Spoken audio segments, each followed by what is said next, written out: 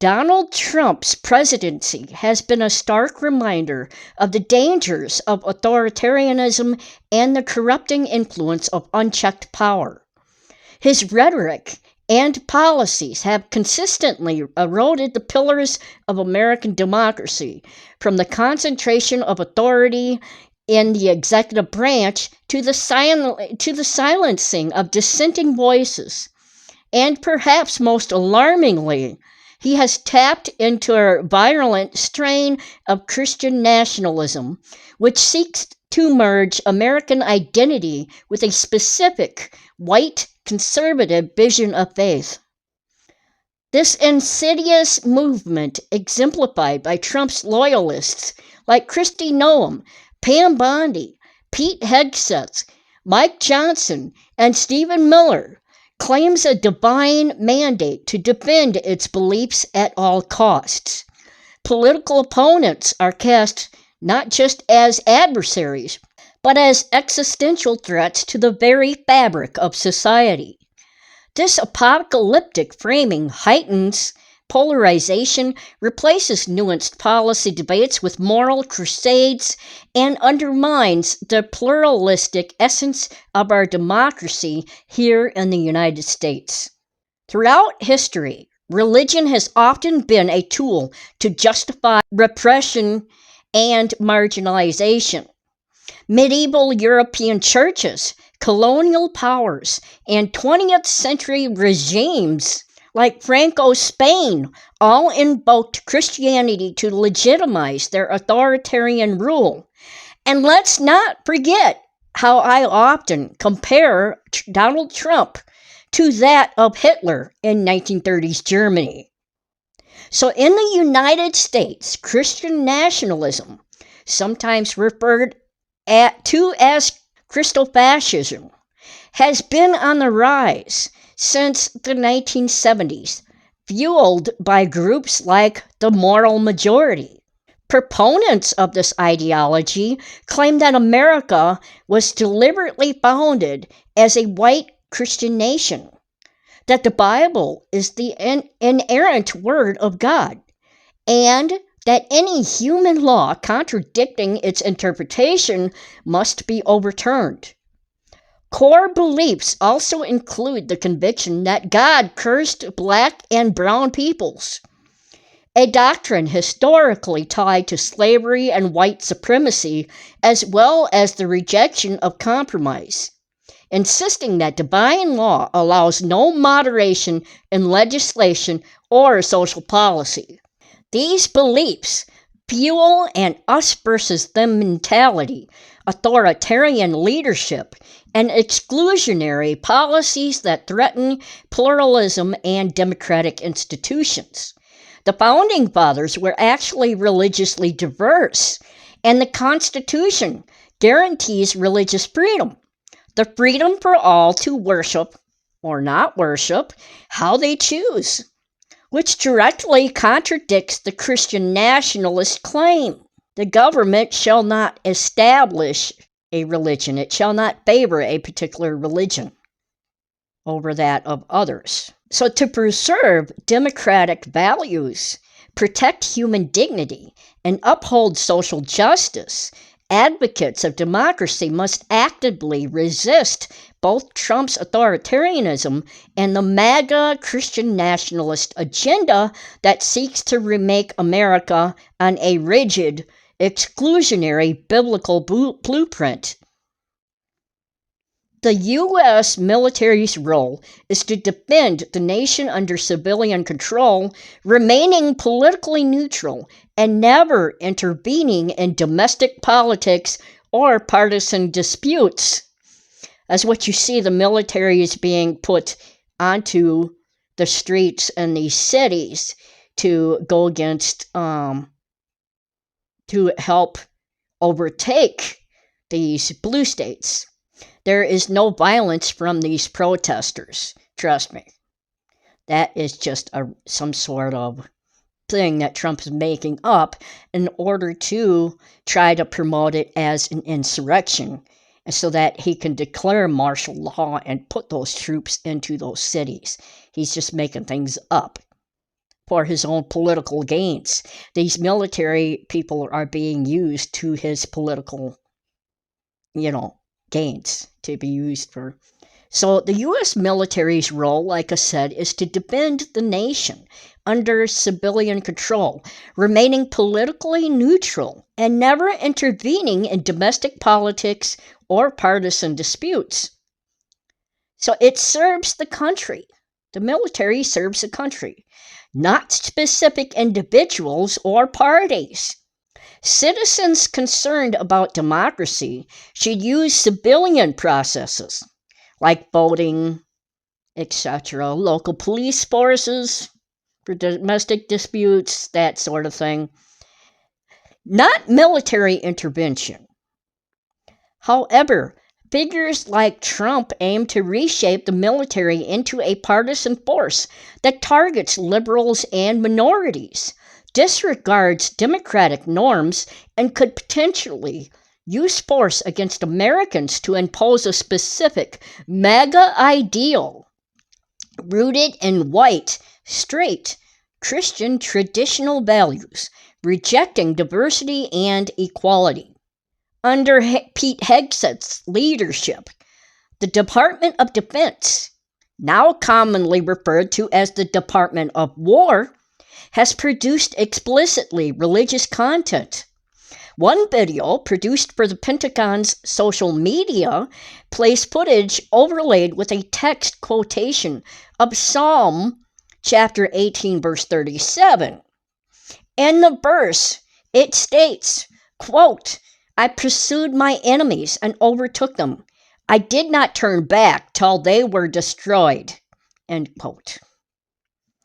This verse recounts a military victory and can be interpreted as a call for relentless pursuit and divine will over anyone who opposes them.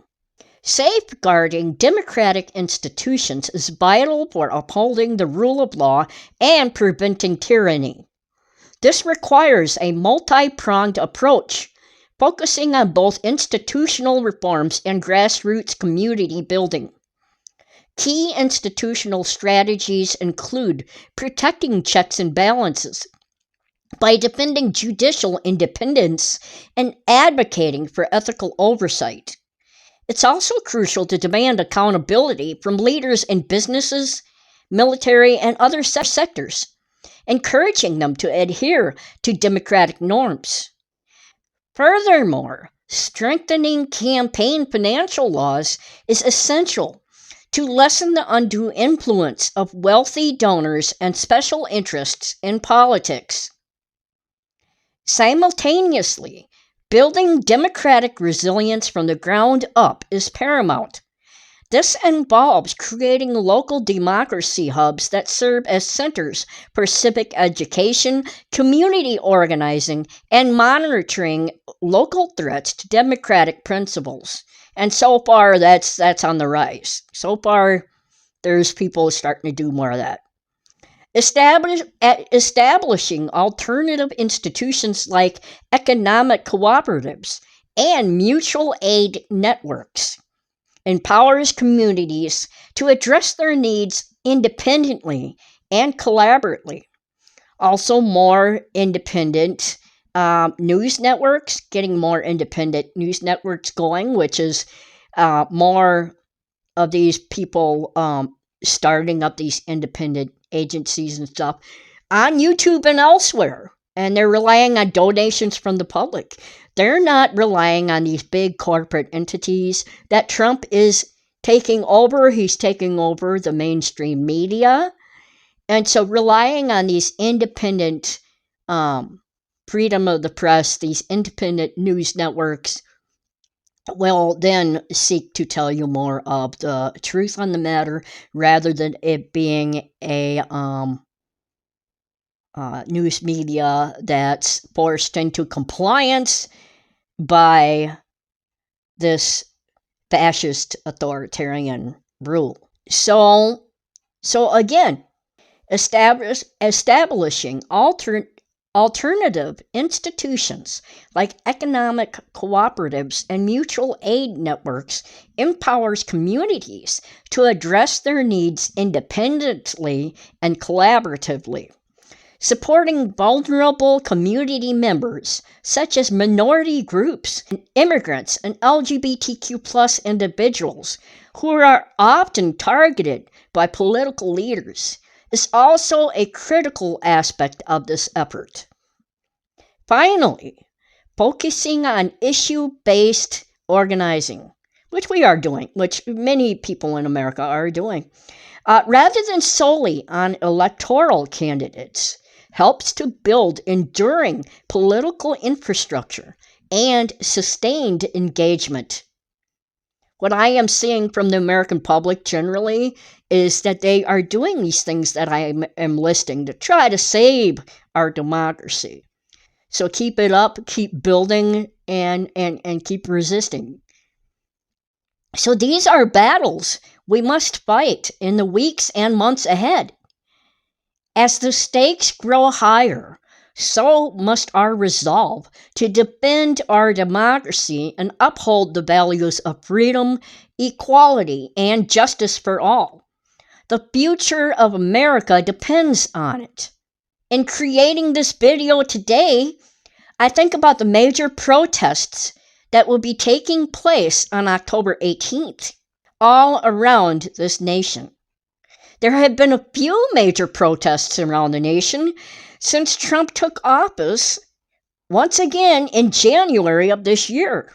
They often take place every so often, and we're entering a really big one on October 18th across the nation. I can't protest, but I'm here doing this podcast. So I make a difference in some way. Do something else that will make a difference to others fighting for this democracy. So I wish all of these people good luck. There's getting to be more violence against peaceful protesters. Keep your protest peaceful, but exercise your right. According to the Constitution, the United States Constitution, you have a right to peacefully protest. Do not turn violent. Just show your aggravation by protesting, holding a sign, marching, that type of thing. Try to stay out of trouble, but do your duty as an American citizen and speak out. But there's getting to be violence against even peaceful protesters from those that Trump is ordering in to do his bidding for him. So there has been violence against protesters, and they claim these protesters are insurrectionists because Trump wants to declare martial law. And in order to do so, he has to use the Insurrection Act and certain things in order to get the military on the streets in these cities to stop these protesters. So, like I said, there have been a few major protests around the nation since Trump took office once again in January of this year. Now, I'm speaking to, there's others in different countries that actually listen to my podcast. So I'm speaking to them. You can't trust the main news media. Go to some of these independent news outlets that are starting to form more on YouTube and elsewhere. They are speaking truth to power. Anything Trump-like, anything you need to learn the truth from myth. So when I'm talking about these protests, when I'm talking about informing you that these protests are happening and that, every American knows that these protests are happening. When I'm specifying these protests have been taking place or whatever, people in other countries might not know it's so big, but it is. It's big. There's lots and lots of people coming out, and each protest gets bigger. So Trump and his regime, as we call it, they're MAGA Christian nationalists. They're a danger to our democracy. Our democracy is failing. And so we need to take every step possible in order to save it. So as I'm doing this video today, I was thinking about the No Kings protest happening again on October 18th. Be careful, everyone who's involved in the protest, who may be listening. I don't have that many followers yet. But exercise your right as an American citizen. They are stopping free speech everywhere. When they talk about maintaining free speech, Trump means free speech for them only. And everyone else who expresses, is in opposition to him, he tries to shut them up. So in doing this video today, I was thinking about those protests going on the 18th. Stay safe, everyone. Keep speaking up and keep speaking out against this fascist regime. We must retake our democracy. Again, if you're not protesting, find some other way to make a difference here. And for me, it's this podcast. This podcast is an atheist podcast. I speak out about the damages of religion on people in society. I speak about the history of Christianity, polytheism, monotheism within the ancient Jewish sects, but also politics plays into that role, because the politics here in the United States, the Christianity is interfering with the politics. It's interfering with it, and it's creating all sorts of mayhem. And that's why there's freedom of religion written into the Constitution. The founders knew that if you mixed religion with politics, you would have a theocracy. You would have one religion dictating the rights of everyone else, and there would not be a free society. And so the fact that these Christians are claiming that it was founded as a Christian nation, the idea of a Christian nation started up not quite a long time after the Constitution began. So anyway, that's the end of today's podcast, but I wanted to specify that when doing this video today. And I wish you all well.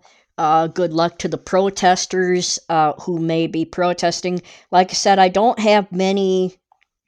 Hold on, I was looking at my tablet. I don't have many subscribers yet, followers yet. But please share this if at all possible. Please, I need more subscribers. In order to...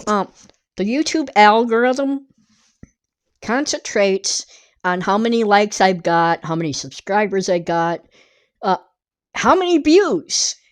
And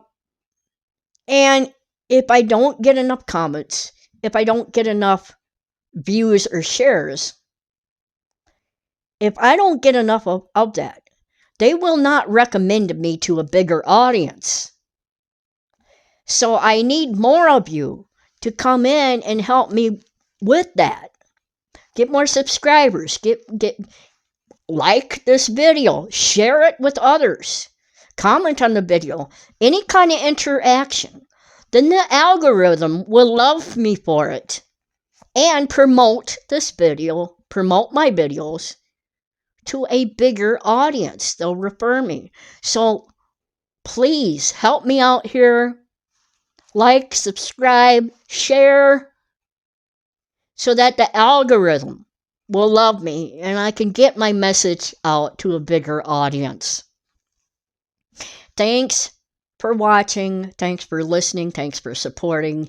And also, if you enjoy my podcast, if you enjoyed this video, if you enjoy my podcast, please consider making a monthly donation of the very low price of $3 a month by joining my Patreon and becoming a member, and the link is in the description below.